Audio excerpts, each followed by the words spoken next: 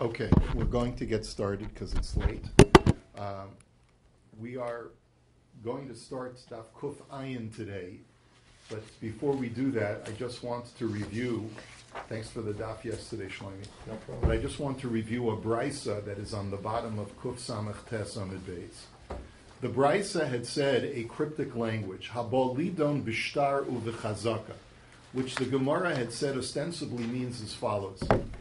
A person is a defendant in court defending his rights to a piece of property, and he has two evidentiary instruments that are available to him. One is the fact that he has a deed, and the other one is the fact that there's evidence that he's been living on the property for 3 years. He has a chazaka. There's a machlokes between Rabbi and Rabbi Shimon Gamliel. Rabbi says that the deed is the primary evidentiary instrument, and Rabbi Shimon Gamliel says that it's the chazaka that is the primary evidentiary instrument. The Gemara had asked the question, B'mai kamiflagi. This is 2 lines from the bottom on Daf Kuf Samach Tes Amid Beis. So Rav Dimi suggested that the machlokes is, and like the Rashbam fills in the blanks for us, we're talking about a case where the deed that the defendant will call him Ruvain. He bought the property from Shimon, who had bought the property from another party. The deed does not have Ruvain's name on it. It just is a transfer of a deed from Shimon to Ruvain. But it just basically says the bearer of this deed is the owner of the property, but it doesn't have Ruvain's name. And so the issue is, what is the mechanism that caused the transfer of the property from Shimon to Ruvain? So Rebbe holds that it is the mere fact that the transfer took place from Shimon to Ruvain of the shtar, of the deed, that makes Ruvain the owner of the property. And Rabbi Shimon Gamliel says no. That in itself is not is not a mechanism of transfer, and therefore it's not proof that Ruvain is the owner. The primary proof that Ruvain is the owner, therefore, is going to be the fact that he's been living on the property for 3 years. That brings us to Daf Kuf Ayin Amud Aleph. So Amar Le Abaye, the 3rd line on the Gemara, is that Abaye says to Rav Dimi, he says, I have a problem with what you just said, because Imkain Plugta Lidamar. He says, because then it turns out that you're arguing with what we established in yesterday's daf, that according to Reb Shimon ben Gamliel, the mere transfer of paper creates a transfer of ownership. And you're saying that over here that Reb Shimon ben Gamliel holds just the opposite. Rebbe holds that way, but not Reb Shimon ben Gamliel. So how do you reconcile it? So Amar Le v'tiflog. So he said, all right, so nu, that's basically what he's saying. Nu, so I argue. I argue with what was established according to another opinion. But he says, Amar Le, imkain masnisa lo mitarza, elakid mitarza mar, v'imkain kasha de Rabbi Shimon Gamliel adar Shimon Gamliel. He says, the point that I'm trying to point out to you is that it's not just a question of you disagreeing with somebody else's opinion of what Rabbi Shimon Gamliel holds. We had a brisa yesterday that clearly indicated that Rabbi Shimon ben Gamliel holds that when you transfer paper, you transfer ownership. Right. So it's not just a question of your opinion versus another person's opinion. It's a question of the previous brisa clearly indicates like that Rabbi Shimon Gamliel holds that osios niknos b'mesira, that the transfer of paper creates transfer of ownership. How now can you say that that's not the case? So therefore, Abaye says, I have to disagree with you and come up with a different conclusion as to what this brisa is arguing about. What's the machlokas between Rabbi and Rav Shimon Gamliel? So Ela Amar Abaye hacha b'may askinan kigon shenimtza echad mehen karu vo pasol uveplug to the Rabbi Meir v'Rabbi Lazar kamiflagi. So he says the issue over here is, in reality, transfer of paper of a legal document, even according to Rav Shimon Gamliel, affects a transfer of ownership. That's not the issue over here. The issue over here is that the deed is signed by witnesses that are not kosher. And that's the question. If such a deed is transferred with non-kosher witnesses, does that affect a legal transfer or not? And it's the same machlokus in Gittin between the two Tanoim, Rabbi Meir and Rabbi Elazar. Rabbi Savar Laka Rabbi Elazar, Domer Ede Mesira Karti, Reb Shimon Gamliel Sover Laka Rabbi Meir Damar Eidei Chasima Karti. This will require you to go way back in your data banks to remember this, but it's probably one of the fundamental machlokas that appears in Maseches Gittin. And that is, what is the function of two signatories that are contained in a shtar? Is the function that they are an inherent, necessary component to the validity of that contract, or is their signature there only to act as a reminder of what occurred in real life, that in the presence of two living witnesses, a piece of paper was transferred from one person to another? Meaning that the signatures are not vital to the validation or to the legality of a shtar, of a contract. They're only there as evidence that the transfer took place. So if you hold, and that's the question that the Gemara raises in Gittin, what is more crucial, that the witnesses sign the shtar, or that they witness the transfer of the shtar from party A to party B? Rabbi holds that the more crucial function of the witnesses is that they witness the transfer. So that's why it doesn't matter who signs it. And therefore, even if it's got invalid signatures, the shtar is still a valid shtar. And therefore, Rebbe says, just verify that it was transferred legally, and you're okay. And Reb Shimon Gamliel says, no, since the shtar inherently requires kosher signatures, if it doesn't have kosher signatures, it's an invalid shtar, and therefore it cannot be used as an evidentiary instrument.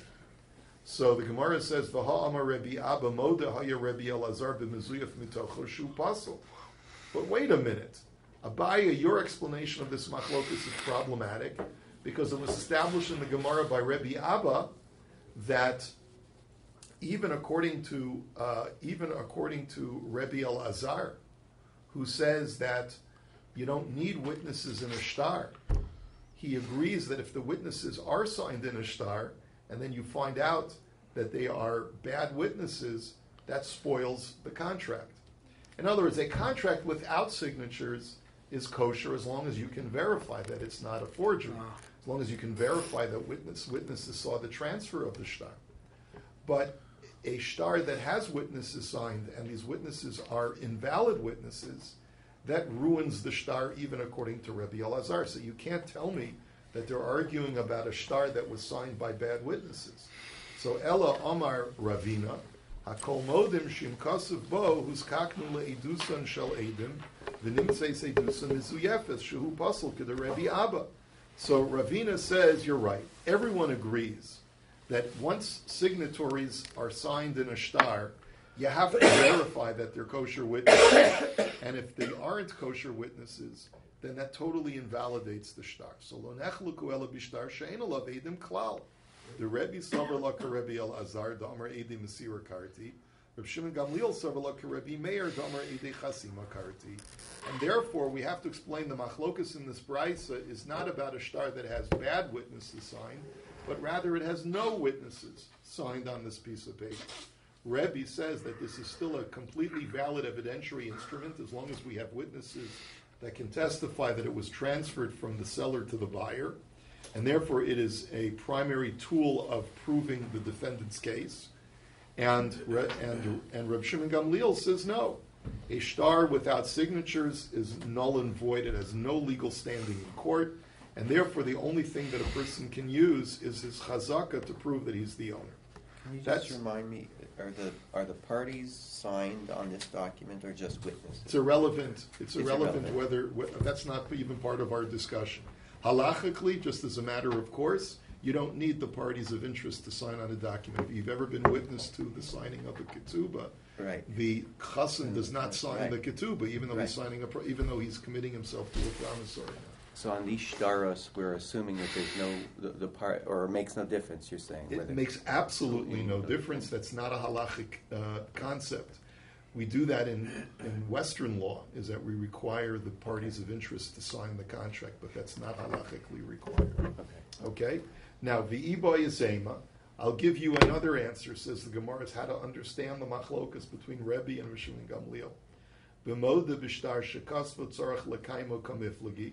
The Rebbe savar moda b'shtar shekasvo ein tzarech l'kaimo. Reb Shimon ben Gamliel savar tzarech l'kaimo. He says, maybe we're talking about the following case. We're saying that the claimant, let's say Shimon is claiming against, Reuven's been living on the property and says this property's mine. Shimon makes a claim against him, says, no, the property's mine. And Reuven says, I got two issues. Number one, I've got a deed that you drew up for me and gave to me when you sold me the property. And number two, I've been living here for 3 years. So the claim that, the counterclaim that Shimon makes is, I acknowledge that we drew up the deed, but you weren't supposed to get the deed until you paid me. You never paid me. And somehow you finagled your hands on that deed. You took it home with you. But it wasn't supposed to come to your hands until you paid me for whatever you owed me for the property. And so that's the problem that I have. And the machlokas therefore is, once all parties acknowledge that a contract was drawn up legally, and then there's a but that goes along with that. We drew up the document, but does that but have any legal standing in court? Rabbi says the but part of the statement has no legal standing in court. Once all parties acknowledge that this is not a forgery, that this was actually drawn up by both parties, even if the claimant has an explanation as to, yes, but it wasn't supposed to get into his hands until he bought the property, the court does not reckon with that at all. And therefore, Rabbi says the most powerful evidentiary tool is the fact that the defendant is holding on to the deed. He has the deed, and therefore there's nothing more to say. The counterclaim is not that this is a forgery. The counterclaim is, yes, we drew it up, but you weren't supposed to get it.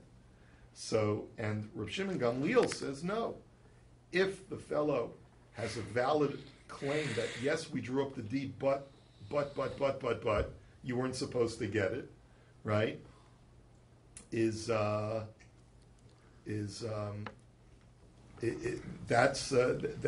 claim that has to be reckoned with, and therefore you can't use that shtar because the guy has a claim that, yes, we drew up the shtar, but you took it from my house or it fell from my pocket and you took it home with you, and therefore it's not legally binding. And therefore Shimon Gamliel says the only remaining valid claim is the fact that he's got a chazaka. But wait a minute, says the Gemara. V'ha'ibcha shaminan lahu. But we know the opposite to be true as far as their opinions. The Tanya Shnaim Adukim Bishtar. There's a famous case in Bava Basra. Two men walk into court holding a promissory note. The Malva and the Loiva, the creditor and the debtor, walk into court both holding a promissory note. Malva omer shalihu v'nafal mimeni u'mitzaso, v'loiva omer shalihu u'parativ lecha. So the creditor says, this is my promissory note, and it fell out of my pocket, and you started to pick it up, and I grabbed it together with you. And that's why we're both holding it, but it's an uncollected debt, and you owe me the full amount. And the loiva, the debtor, says, what are you talking about? I paid you in full, and it fell out of my pocket, and you found it on the street as I was about to pick it up, and that's how we both got a hold of it, but I paid you.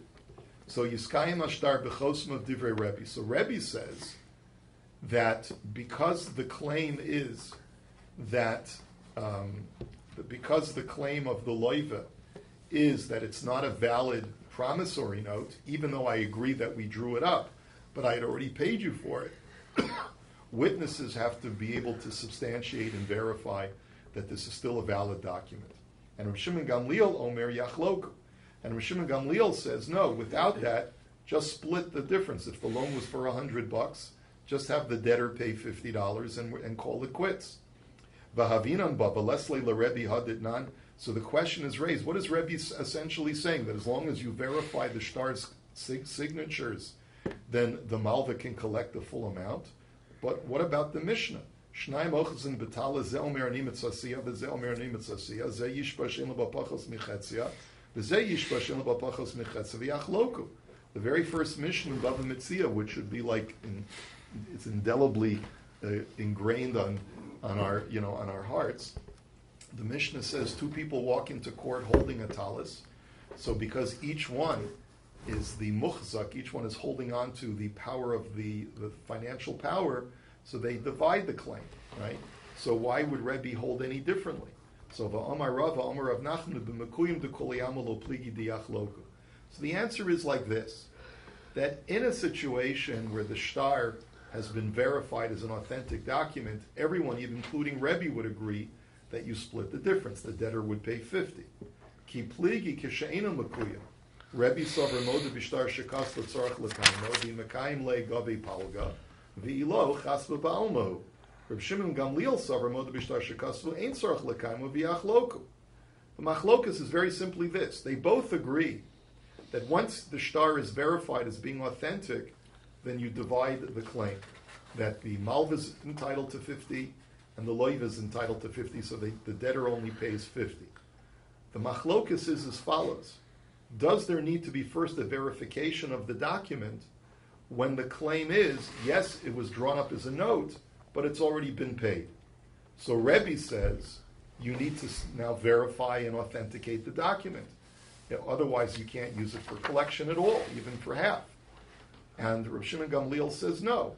If we have a document, both parties agree that it was legally drawn up. There is no but statement that has to be reckoned with, and therefore you just use the instrument for collection, and in this case you would collect half with it.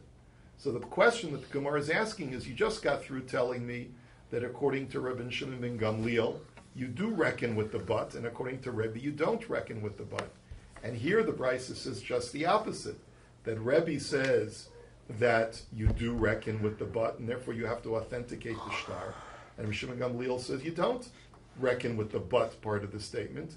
It's a valid shtar because everyone's agreed to it, and therefore you can use it to collect right away.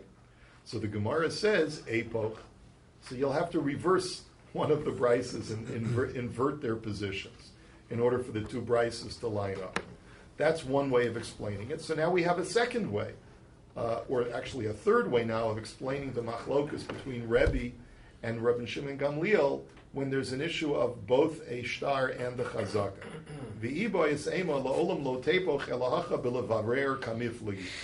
Now I'll give you a fourth explanation of this machlokus between Rebbe and Rabbi Shimon Gamliel, having nothing to do with which type of evidence is considered superior, but rather the issue is levarer, to verify. Now what that term means I'm going to explain in just a second as we unpack the text. Ki hada Rabbi Yitzchak bar Yosef havamasik bezuzi beRebbi Abba. And to illustrate the machlokus, we have to first present the story. The story was there was once a man named Rabbi Yitzchak bar Yosef. He was a creditor against Rebbe Abba. Rebbe Abba had owed him $1,000, let's say just for example. And Rebbe Abba said, I paid you back already. So Asa Lakami de Rebbe Yitzchak Nafcha, and so they want to settle their disputes. They go before Rebbe Yitzchak Nafcha, who's the Dayan. Amar Paraticha bifnei Ploni uPloni. And Rebbe Abba said, I paid you back. Not only did I pay you back, but you know Yankel and Shmerel, they were there when I paid you back.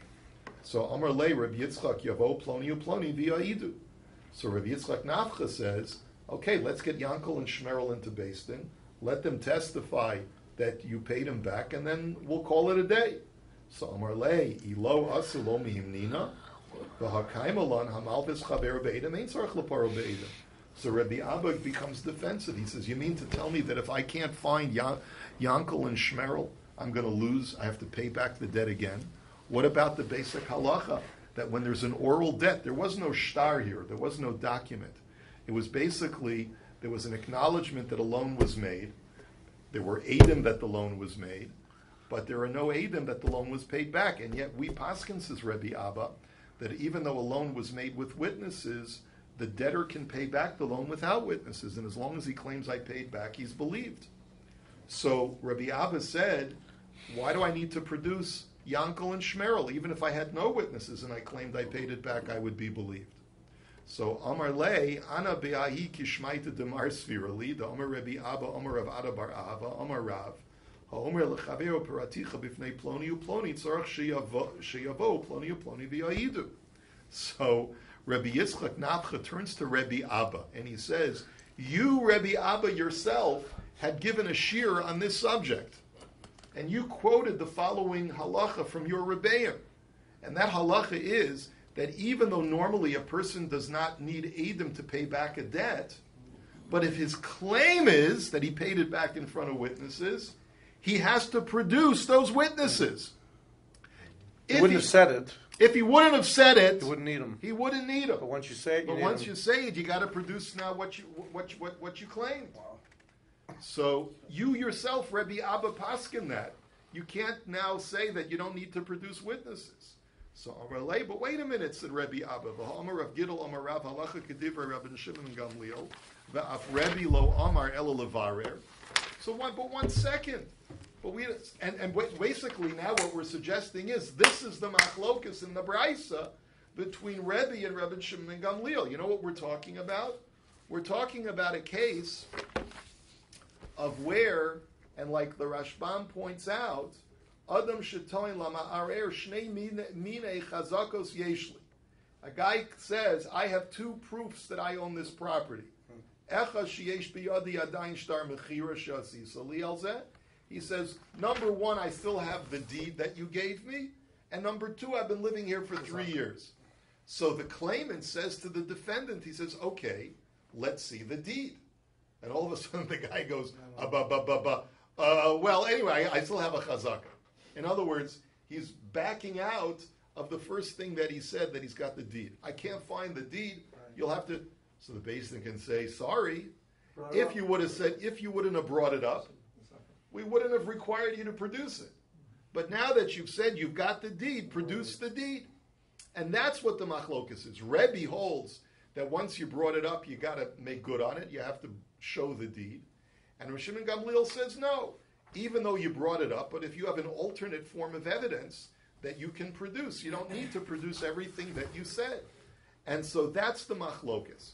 And so Rabbi Abba's argument was, number one, we paskin like Rav Shimon ben Gamliel, and even Rebbe only required the guy to come up with a piece of paper. Why?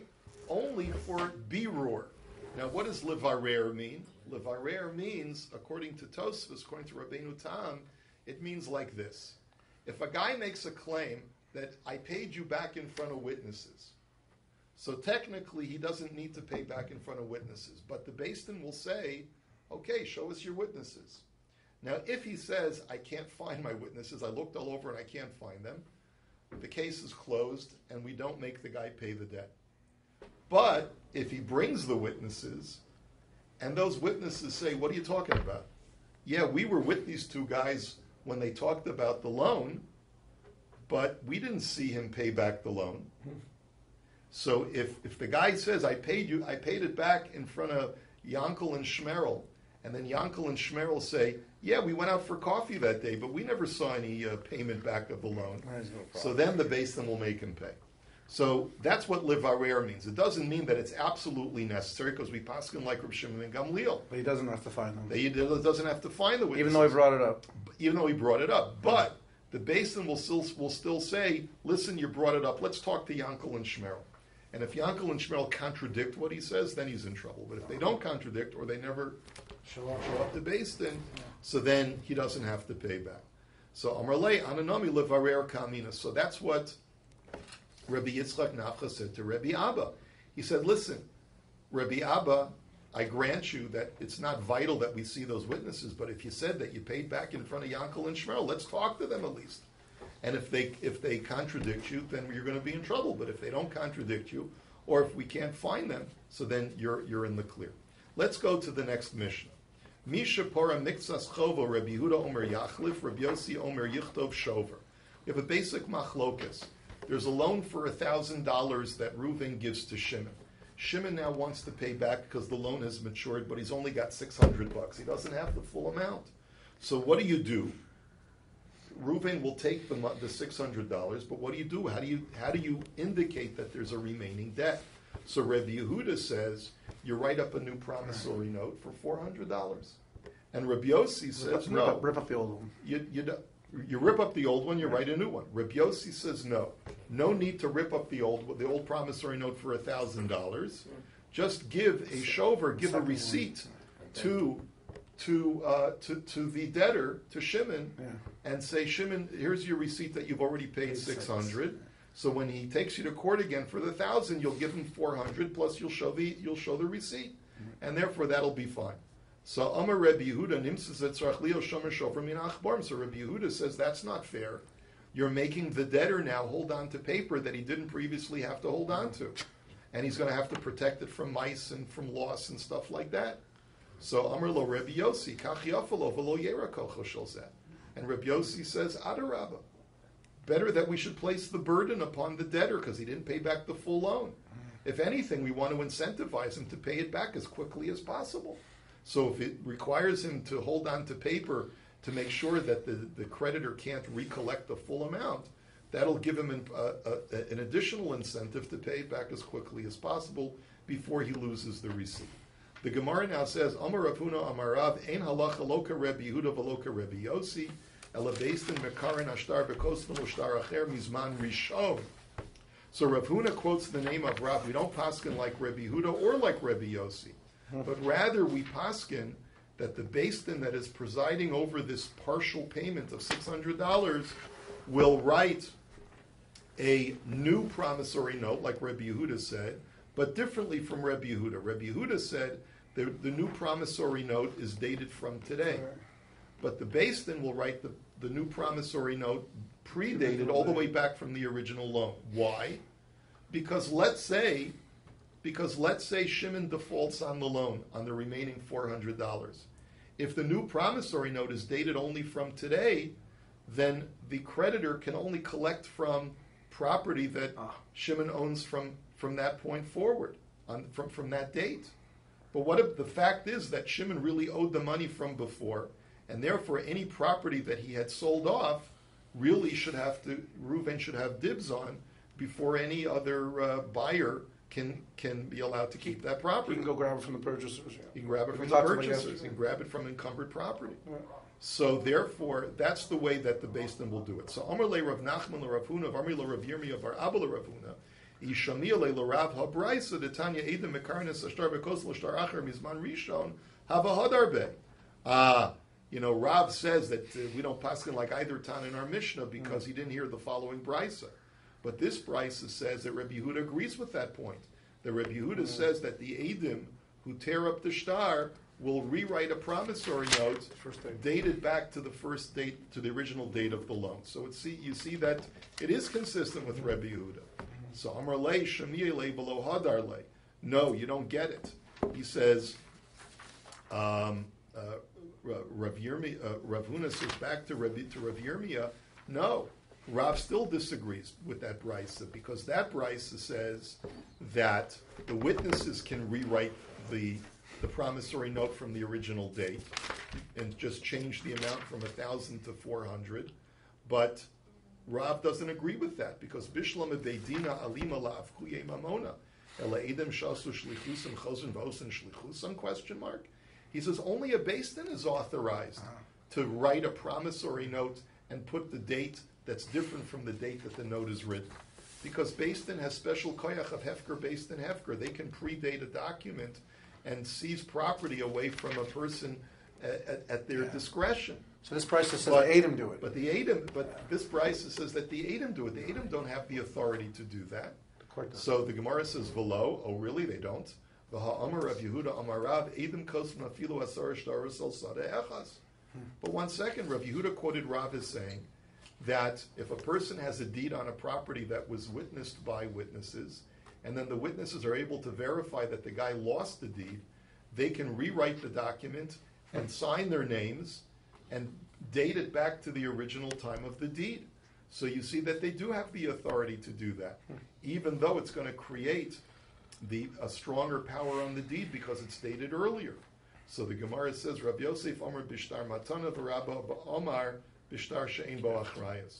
So the Gemara says, no, Rav does not agree that witnesses have the power to do that if the ramifications are going to be that you can seize from encumbered property before the date of the writing of the note. The only time that they say that the witnesses can rewrite the note and date it earlier is only if there's no warranty in the document, either because the document is not a document of sale, but rather a document of gift.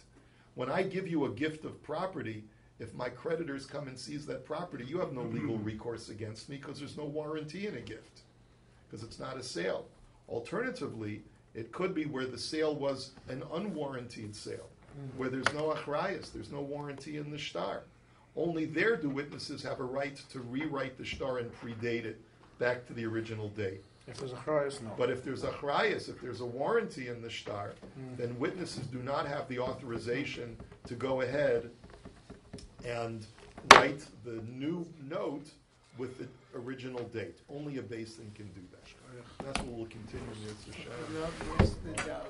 We cannot write two stories for one. So that's why I stripped that in. What I put in is that if the Edom know that the shtar was destroyed, they have to have evidence that the shtar was destroyed. Rabbi Chanan ben Akasha Omer Ratzah HaKadosh Baruch Hu L'Zakos Es Yisrael